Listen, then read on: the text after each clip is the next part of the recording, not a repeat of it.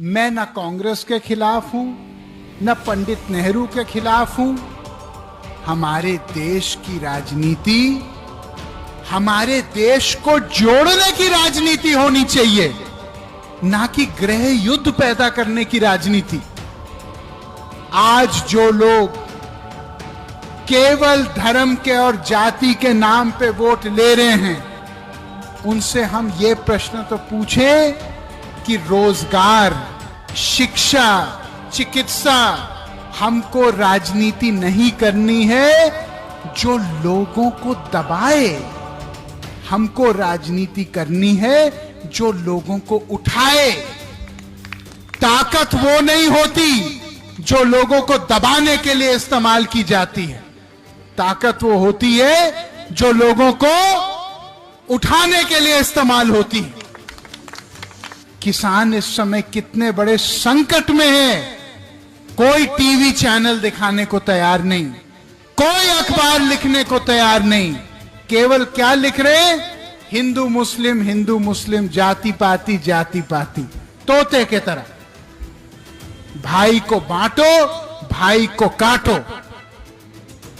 ये राजनीति हम होने नहीं देंगे। नमस्कार दोस्तों, कैसे हैं आप सब। आशा करता हूं आप सभी सुखी व स्वस्थ होंगे। दोस्तों, मैं हूं एडवोकेट राजेश। स्वागत करता हूं आप सभी का आपके अपने YouTube चैनल सेकुलर न्यूज पर। दोस्तों, वीडियो शुरू करने से पहले मैं अपने सभी भारतवासियों को दिवाली की हार्दिक शुभकामनाएं देना चाहता हूं। दोस्तों, ये दिवाली हम सब के लिए ढेर सारी खुशियां लेके आए। हम सभी सुखी व स्वस्थ रहें। दोस्तों, आज का ये वीडियो मैं आचार्य चाणक्य के एक वक्तव्य के द्वारा शुरू करूंगा। दोस्तों, आचार्य चाणक्य ने यह कहा था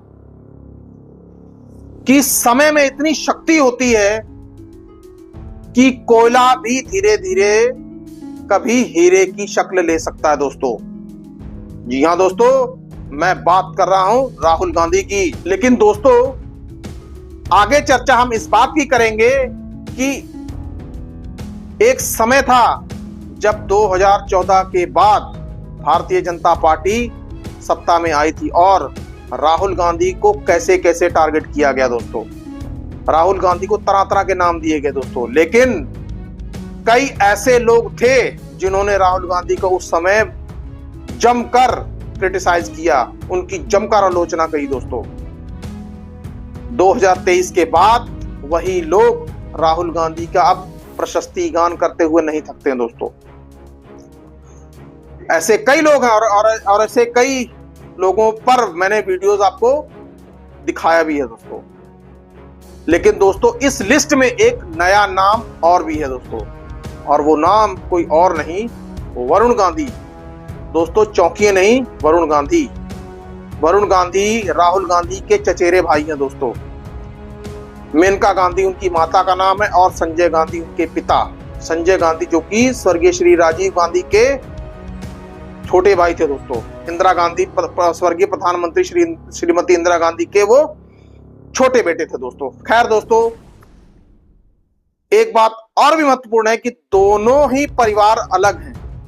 एक परिवार कांग्रेस के लिए है और दूसरा परिवार भारतीय जनता पार्टी में है। लेकिन दोस्तों, एक ही परिवार के अलग अलग सदस्य अलग अलग पार्टियों में। लेकिन दोस्तों, यदि हैसियत व रुतबे की बात की जाए तो राहुल गांधी और सोनिया गांधी का कांग्रेस में क्या रुतबा है। दोस्तों, ये किसी को बताने की जरूरत नहीं है। दोस्तों, कांग्रेस का आला कमान इन्हीं लोगों से है। दोस्तों, वहीं मेनका गांधी और वरुण गांधी भारतीय जनता पार्टी में शायद ही इनको वो तवज्जो मिली जो अमित शाह और नरेंद्र मोदी को मिली। दोस्तों, लेकिन दोस्तों, आज मैं बात करता हूं कि वरुण गांधी ने आखिरकार ऐसा क्या कहा कि अब जो कभी राहुल गांधी के धुर विरोधी थे या धुर आलोचक थे, अब उन्हें भी राहुल गांधी अच्छे लगने लग गए। दोस्तों, आप सभी जानते ही हैं कि वरुण गांधी भारतीय जनता पार्टी के सदस्य रहे हैं। दोस्तों, और भारतीय जनता पार्टी से लगातार 3 बार सांसद रहे हैं। दोस्तों, वरुण गांधी 2009 से लेकर 2014 से 19 और 19 से 2024। लेकिन दोस्तों गौर करने वाली बात यह है कि 2009 से लेकर 2014 तक के लोकसभा में भी वो सांसद थे, वो भी तब जब देश में उस वक्त कांग्रेस की सरकार थी, कांग्रेस की लहर थी दोस्तों। भारतीय जनता पार्टी की लहर का कोई नामो निशान नहीं था। ना तो देश में ब्रांड मोदी था, ना ही ब्रांड अमित शाह, और ना ही ब्रांड भाजपा थी दोस्तों। उस वक्त भी पीलीभीत से वरुण गांधी सांसद थे दोस्तों। खैर वरुण गांधी ने अपनी कॉन्स्टिट्यूएंसी में काम भी खैर खूब किया है, तभी लगातार 3 साल वो सांसद बनकर आए हैं दोस्तों। 2014 के बाद भी बने, और लेकिन दोस्तों अब वो पीलीभीत से सांसद नहीं है दोस्तों। वरुण गांधी के बारे में ये मशहूर है कि वरुण गांधी विवादास्पद बयान देने से भी नहीं हिचकते दोस्तों। वरुण गांधी द्वारा कई ऐसे बयान दिए गए हैं जो अपने आप में बहुत बड़ा विवाद खड़ा कर सकते थे दोस्तों। वरुण गांधी ने ऐसे कई बयान दिए जो भारतीय जनता पार्टी को मुश्किल में डालने के लिए काफी थे दोस्तों। लेकिन दोस्तों अब बात हम थोड़ी आगे ही करेंगे। वरुण गांधी एक ऐसे नेता भी रहे जो कि वरुण गांधी अपनी ही सरकार को घेरने से भी नहीं चूकते थे दोस्तों। वरुण गांधी ने समय समय पर अपनी सरकार की भी आलोचना की है, लगातार अपनी ही सरकार की कार्यप्रणाली पर सवाल उठाते रहे दोस्तों। अपनी सरकार की आलोचना करने में उन्होंने एक क्षण की भी देरी नहीं लगाई दोस्तों। जरा सुनिए वरुण गांधी अपने भाषण में क्या कह रहे हैं दोस्तों। मैं न कांग्रेस के खिलाफ हूं, न पंडित नेहरू के खिलाफ हूं। हमारे देश की राजनीति हमारे देश को जोड़ने की राजनीति होनी चाहिए, ना कि गृह युद्ध पैदा करने की राजनीति। आज जो लोग केवल धर्म के और जाति के नाम पे वोट ले रहे हैं, उनसे हम ये प्रश्न तो पूछें कि रोजगार, शिक्षा, चिकित्सा, हमको राजनीति नहीं करनी है जो लोगों को दबाए। हमको राजनीति करनी है जो लोगों को उठाए। ताकत वो नहीं होती जो लोगों को दबाने के लिए इस्तेमाल की जाती है। ताकत वो होती है जो लोगों को उठाने के लिए इस्तेमाल होती है। किसान इस समय कितने बड़े संकट में है। कोई टीवी चैनल दिखाने को तैयार नहीं, कोई अखबार लिखने को तैयार नहीं। केवल क्या लिख रहे हैं? हिंदू मुस्लिम, जाति पाति, तोते के तरह। भाई को बांटो, भाई को काटो। ये राजनीति हम होने नहीं देंगे। जो काम अंग्रेजों का हो रहा था, हमको नीचे बिठाने का जानवर की तरह, कब तक ये काम चलता रहेगा? वरुण गांधी कहता है नेता वो होना चाहिए जो गरीब जनता को अपने कंधे पे श्रवण कुमार के तरह उठा के चले, ना कि अपने जूते पर बिठाए। अपनी आवाज उठाओ। अगर वरुण गांधी के खिलाफ आवाज उठाना है आपका, जब सबकी बेटियों और बेटों को काम मिलेगा भरपूर, तो वरुण गांधी बेरोजगारी की बात करना बंद करेगा। जब इस देश में जो आज सरकारी नौकरियों, 10 सरकारी नौकरियों में से 7 सरकारी नौकरी केवल संविदा पे रेवड़ी की तरह बांटी जा रही हैं, और ऐसे ही गाजर मूली की तरह उन लोगों को कभी फेंका जाता है पूरा काम लेने के बाद, जब उनको पूरी तनख्वाह नहीं मिलती और 2-2, 4-4 हजार रुपए में उनसे 12-12 घंटा काम लिया जाता है। तो वरुण गांधी अगर ये नहीं बोलेगा तो फिर इस राष्ट्र का झंडा उठाने का संकल्प मैंने कैसे किया अपने हाथ में? अगर हम लोग भ्रष्टाचार के खिलाफ बोलते हैं क्योंकि हम मानते हैं कि ईमानदारी और राष्ट्रभक्ति ये दोनों सगी बहनें हैं। अगर ईमानदारी नहीं होगी तो राष्ट्रभक्ति भी नहीं हो सकती। जो लोग कमीशन खाते हैं, जो लोग पहले कच्चे मकान में रहते थे, फिर जनप्रतिनिधि बनने के बाद अरबों के महल बना रहे हैं, जो कॉलोनियां काट रहे हैं, जो लोगों का हक छीन रहे हैं, अगर वरुण गांधी आवाज नहीं उठाएगा तो क्या ये लोग आवाज उठाएंगे? मैं राजनीति में इसलिए नहीं आया क्योंकि राजनीति एक पेशा है।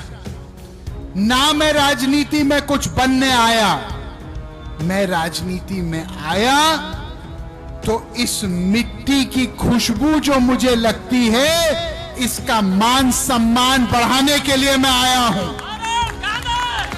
कहीं जाता हूँ, चाहे मैं लंदन जाऊँ, चाहे मैं अमेरिका जाऊँ, चाहे मैं कहीं जाऊँ, लोग मुझे क्या कहते हैं जो पहचानते हैं?